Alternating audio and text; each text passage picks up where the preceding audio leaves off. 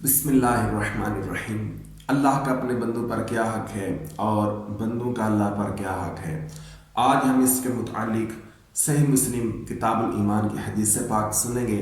حضرت معاذ بن جبل رضی اللہ تعالی عنہ آپ فرماتے ہیں، یہاں معاذ جو صحابی رسول ان کا نام ہے تو میم پر پیش کے ساتھ ہے، معاذ بن جبل رضی اللہ تعالی عنہ۔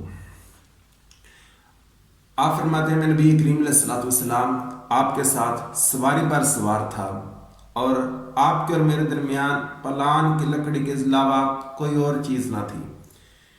تو ردیف اس کو کہا جاتا ہے جو سواری پر پیچھے سوار ہوتا ہے، اور یہ جائز ہے اس صورت میں کہ جب سواری اس کا بوجھ اٹھا سکتی ہو اور کوئی اس کے علاوہ دیگر کوئی مسئلہ نہ ہو۔ جن حدیث میں اس سے منع کیا گیا تو وہاں پر وہی مراد ہے کہ سواری جو بوجھ اٹھا نہیں سکتی، کمزور ہے، تو اس صورت میں اس سے منع کیا گیا۔ تو نبی کریم علیہ الصلوۃ والسلام آپ نے ارشاد فرمایا، کیا تم جانتے ہو کہ اللہ کا اپنے بندوں پر کیا حق ہے اور بندوں کا اللہ پر کیا حق ہے؟ تو انہوں نے عرض کی، یا رسول اللہ میں نہیں جانتا، اللہ اور اس کا رسول بہتر جانتے ہیں۔ تو نبی کریم علیہ الصلوۃ والسلام آپ نے ارشاد فرمایا،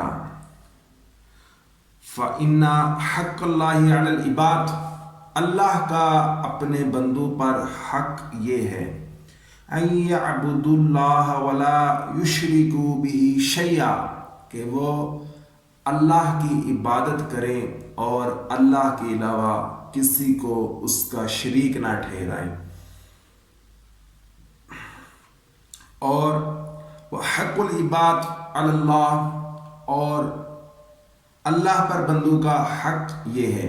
تو یہاں حق سے مراد یہ ہے کہ اللہ نے اپنے ذمہ کرم پر یہ لازم کر لیا ہے، وگرنہ اللہ پر کوئی حق لازم نہیں کر سکتا، اس پر کوئی واجب نہیں، اس نے اپنے ذمہ کرم پر یہ کر لیا کہ عابدوں کو، نیک لوگوں کو جنت عطا کرے گا، تو یہ اس نے خود لازم کیا۔ اور جن روایات میں یہ آتا ہے کہ اللہ پر کسی کا حق نہیں، وہ دوسرے معنی میں ہے کہ کوئی اس پر واجب نہیں کر سکتا، کہ کوئی اس پر واجب کرے کہ اللہ پر یہ حق ہے تو یہ کوئی واجب نہیں کر سکتا، کہ وہ سب کا حاکم ہے، اس پر کوئی حاکم نہیں۔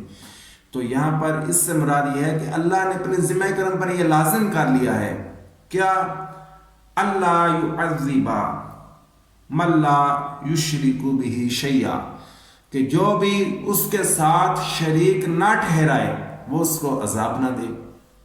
تو یہاں پر جہاں اس طرح کا روایت میں، اس طرح کے بات میں شرک کا معنی ہے، لفظ آئے، تو وہاں پر معنی ہوتا ہے کفر، یعنی کسی طرح کا بھی اللہ کے ساتھ کفر نہ کرے۔ یہ مراد نہیں کہ شرک نہ کرتا اور باقی کوئی اور کفر کر لے تو وہ بھی اس میں آئے گا، تو مراد اس سے یہ ہوتا ہے کہ کوئی بھی کفر نہ کرے۔ اور عذاب سے مراد یہ ہوتا ہے کہ اس کو دائمی عذاب نہ دیا جائے گا، وگرنہ کچھ نہ کچھ گناہ گار یہ تو جہنم میں جائیں گے، آگ میں جائیں گے، لیکن ایمان ہونے کی وجہ سے عارضی طور پر جائیں گے اور وہاں سے نکال لیے جائیں گے۔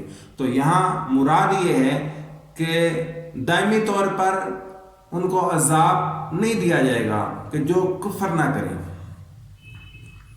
تو انہوں نے عرض کی، یا رسول اللہ افلا ابشر الناس، تو کیا میں لوگوں کو یہ خوشخبری نہ دے دوں؟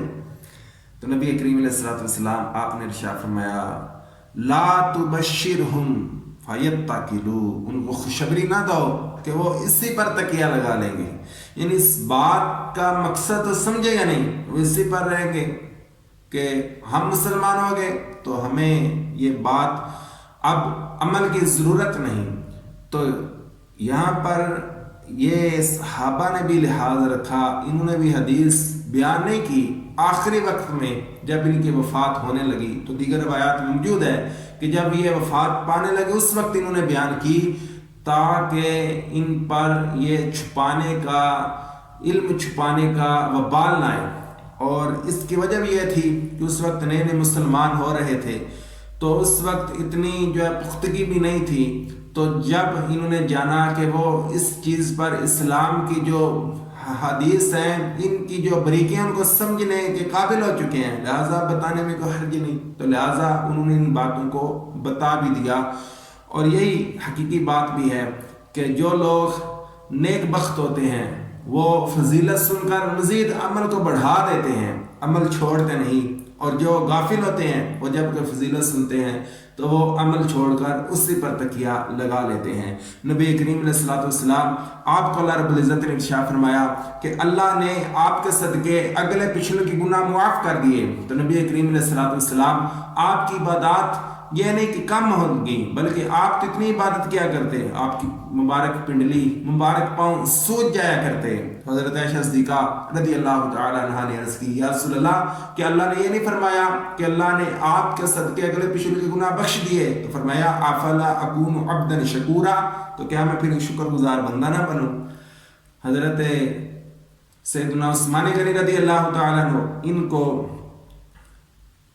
آپ نے جنت کی خوشخبری دی اور فرمایا کہ عثمان جو عمل کرے اس سے پوچھا نہ جائے گا جنت میں جائے گا، تو انہوں نے یہ تو نہیں عمل چھوڑ دیے۔ صحابہ ان اعمال میں بڑھتے رہے، صحابہ کو جنت کی خوشخبریاں ملی لیکن عمل کام نہ ہوئے۔ عشرہ مبشرہ کے اعمال کیسے تھے؟ دیگر صحابہ سارے صحابہ عادل ہیں، جنتی ہیں، سب سے اللہ نے اپنی رضا کا وعدہ کر لیا، لیکن صحابہ کے اعمال کیسے تھے؟ تو لہٰذا ہمیں بھی اس امت کی خوشخبری تو ہے کہ یہ امت افضل ہے، لہٰذا ہمارے اعمال یہ بھی افضل ہونے چاہیے۔ اللہ رب العزت ہمیں حدیث کی صحیح سمجھ عطا کرے، عمل کی بھی توفیق عطا کرے، آمین بجاہ نبی الامین وصلی اللہ تعالی علی محمد وعلی آلہ وسلم۔